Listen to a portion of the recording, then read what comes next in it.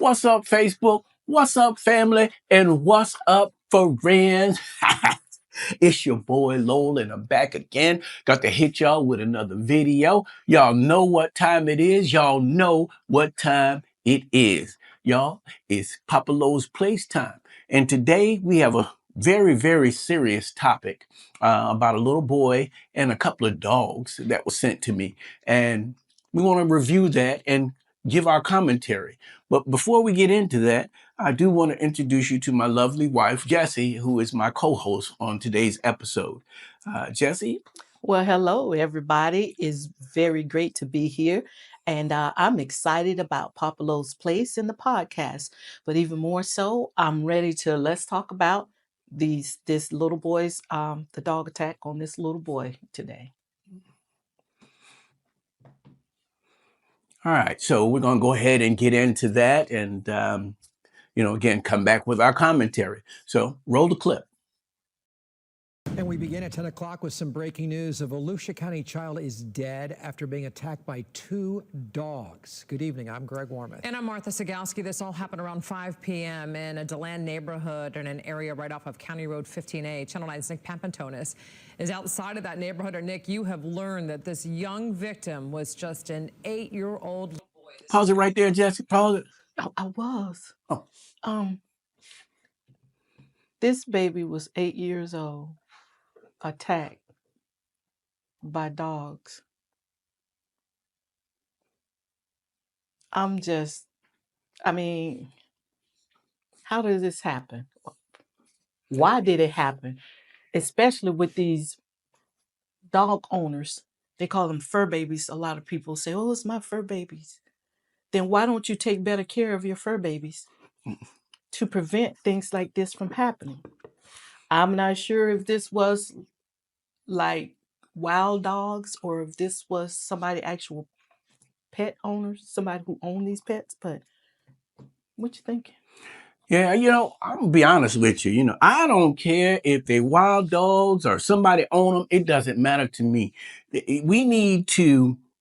We're hearing these stories more and more, and we need to eradicate ourselves of these dogs. If the owners are not going to take care of them, then I guess we're going to have to take care of them. If these are wild dogs, then we're going to have to do what we need to do. And no, I'm not trying to be cruel, but we're talking about an 8-year-old boy.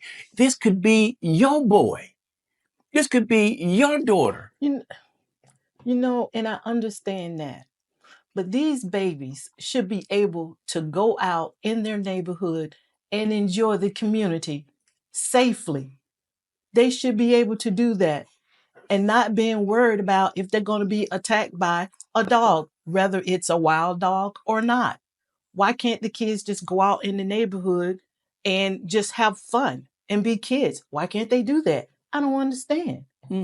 And like I said, I agree 100% with you. And if you go out there as a parent, if you go out there and shoot the dog, or you go out there and stab the dog, or whatever you do, you may end up going to jail for animal cruelty when all you're trying to do is to protect your children. Somewhere we've gotten off track as a society, as a people, where dogs and all these other animals have become way more important than human lives. And something is wrong. I mean, something is truly, truly wrong. But we want to get back to the clip and just dive deep into this story.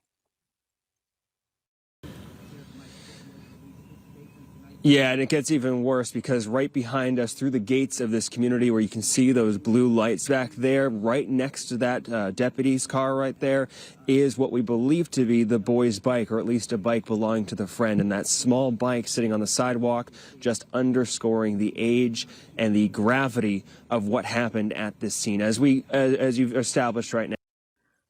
He said he brought attention to the bike, and he said that the bike was still there on the scene, and he said that or the bike could belong to a friend. So there were two boys out there, and one ran away perhaps, and the other one was attacked. What?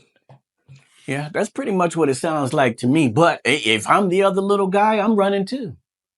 If I'm the other little guy, I mean, I understand that loyalty is one thing, and ride or die or whatever have you. But at 8, I'm thinking I'm out of the area.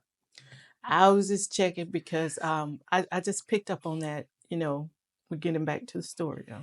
Now, it was an 8-year-old boy. The attack happening before 5 o'clock. We are at Arabesque Drive at the intersection, basically, of Airport Road. They're both small roads by the Atlanta Airport, just off of County Road 15A.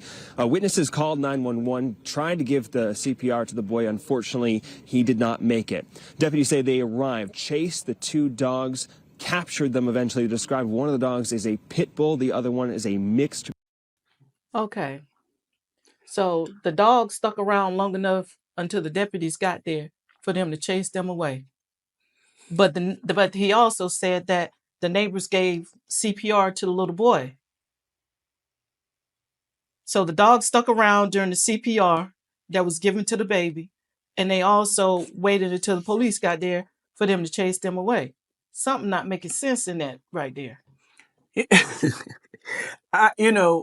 Two things kind of stand out to me. The first thing, like you mentioned, the dog stayed there. But we have to understand, dogs are dogs. They're not humans, where a human probably would run off and, try to get away and escape or whatever. These dogs, they felt like they did nothing wrong. So they just stayed right there in the area. The second thing is... I'm sorry. Were they waiting to be rewarded because they did a kill? Is that what you're saying? Because instinctively, that's what they do. They protect their territory. And so when they do that, they owners give them a reward. So they're waiting around for a reward. I don't know. But I will say this. You have to ask dog owners. Dog owners would probably be better able to tell you why did those dogs stay there. But the second question that I have is way more important than that. You look at those officers and you tell me that they chased those dogs down. Them officers Now, did not you ain't chase. right. Don't do that. I'm just telling you. It may be a different officer. It may not be the ones on camera. It may be some different ones though. Usain Bolt couldn't catch them dogs, but you trying to tell me that these officers caught the... Okay, I'll buy that. Go ahead, roll the clip. Breed. Neighbors told me off camera they did not recognize the dogs, but they also didn't exactly see what happened, didn't even know for sure that the dogs had been captured until I told that to them when I knocked on their door. The investigation is underway. The sheriff, Mike Chitwood, saying in a statement in part, quote, "This is a tragedy beyond comprehension, especially for those of us who are parents and grandparents. I can only ask our community to say a prayer of strength for this family and keep them in your hearts as they face their worst nightmare." Obviously, a lot of questions right now about how those dogs managed to attack the boy. Were they loose? Were they on a leash and the leash just got away? We don't have a lot of information. The sheriff... How did the dogs manage to attach the little boy, attack him? I'm sorry. Were they loose? So are you insinuating that the little boy went up on the property and was taunting the dogs while they was on the property? How else would they attack him if they were not loose? I'm just asking. Because he said there's a lot of questions. Want to know how did the dogs attack? Were they loose? Well, what else were they? And then you think about it, which is what he said earlier in the story, is that the deputy had to chase them away. So that tells you they wasn't constrained. Yeah, the newsman is just reading his script. They gave him a script and said, listen, this is what you need to put out to the people. And he just reading what's before him. We can't blame I the get reporter. that, but sometimes, you might want to use a little common sense when you're doing these news reports. That's all I'm saying. Common sense in 2025 is not so common anymore. So again, this is a tragic story. And not to make light of it, but we got to do better. As a young person, I was bitten by a dog, and the dog bit my lip, and I ended up having to get stitches to close a big gash that was in my lips. Blood bleeding everywhere. Had to have friends carry me to the house because I was hysterical. And but again, these things, they happen, but But what made you reach out and pet that dog? just, I don't know. I don't know. I don't know if I was dared to. I don't know. It was so long ago. But I tell you this, if I had to go back there, if I took a time machine and I went back there, I would not have petted that dog. The dog looked friendly. People always say, oh, this is Scotty. He won't bite. Does Scotty have teeth? If Scotty has teeth, he's capable of biting. Point blank. Full stop. If he has teeth, he's capable of biting. If your baby got teeth, they are capable of biting. Oh, he didn't compare the dogs to the babies. Okay. Sheriff says, as I just said, the investigation is underway. Deputies are trying right now actively actually to determine and put together the sequence of events. We do expect an update tomorrow. Live in Volusia County, Nick Papantonis, Channel 9 Eyewitness News. Okay, so to wrap this up, pretty much really, my heart does go out to the family of this 8-year-old little guy.